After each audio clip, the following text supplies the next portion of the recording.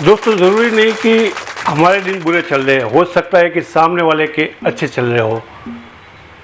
मैं हूँ मिस्टर वैष्णव और आप देख रहे हैं आदि अनंत सनातन। आदि अनंत सनातन मेरे चैनल का नाम है और अभी तक सब्सक्राइब नहीं किया तो प्लीज़ सब्सक्राइब ज़रूर करें। नोटिफिकेशन का बटन दबाना बिल्कुल नहीं भूलें। राधे राधे दोस्तों कहानी है एक राजा की जो बहुत ही धार्मिक, भगवान को मानने वाला, ईश्वर में आस्था रखने वाला। उसके राज दरबार में किसी चीज़ की कमी नहीं थी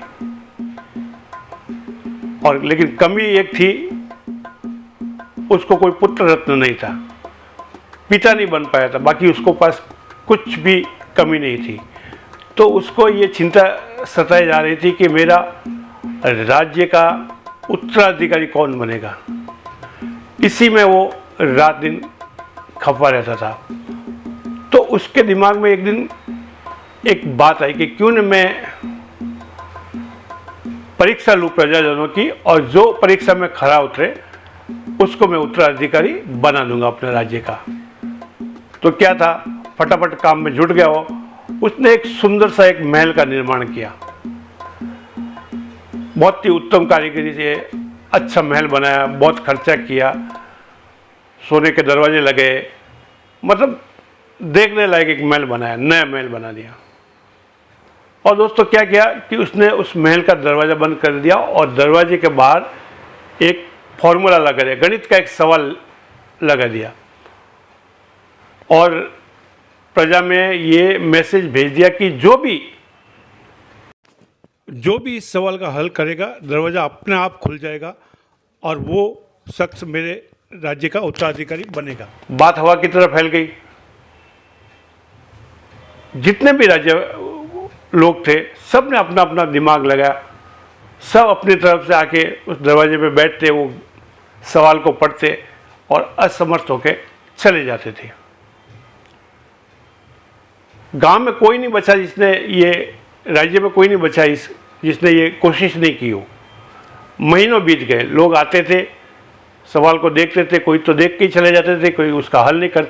अच्छे से अच्छे गणितज्ञ, मैथमेटिशियन अच्छे से अच्छे आके चले गए, लेकिन कोई उस सवाल को सॉल्व नहीं कर पाया।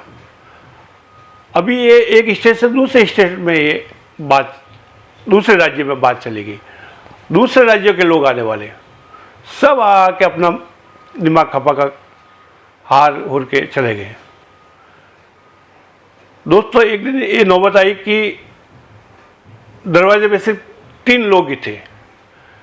2 बहुत बड़े गणितज्ञ थे, बहुत बड़े ज्ञाता थे गणित के, वो थे, और एक थोड़ा सा यंग सा दिखने वाला साधु जैसा लड़का था जिसका पहनावे से साधु लग रहा था, वो भी वहाँ पे आया था। तो वहाँ पे सैनिकों ने देखा तो उसको रोक दिया, बोला क्या है, जब इतने बड़े बड़े लोग यहाँ से चले गए तो तुम्हारा क्या काम है इधर।